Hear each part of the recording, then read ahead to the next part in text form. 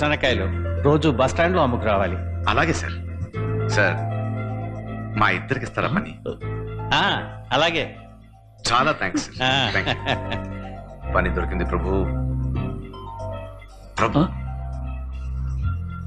కోపడకండి స్వామి, ఎటువంటి మీరు ఇప్పుడు ఎలా అయ్యారు?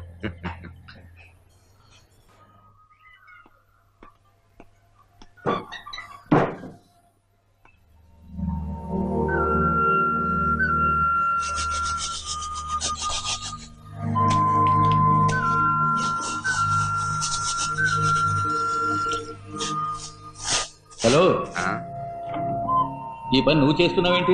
ఏ ఇక్కడే కదా మనం ఉండేది, శుభ్రంగా ఉంచుకోవద్దు? ఏమిటో తెలియదా, తెల్లవారుజామునే మెలకొచ్చింది, అందుకే మేడ పైన కూడా శుభ్రం చేసింది. ఏం బాయ్, ఉన్న వెంట్రుకలు కూడా ఊడిపోవడానికా? ఎందా బయలుదేరు.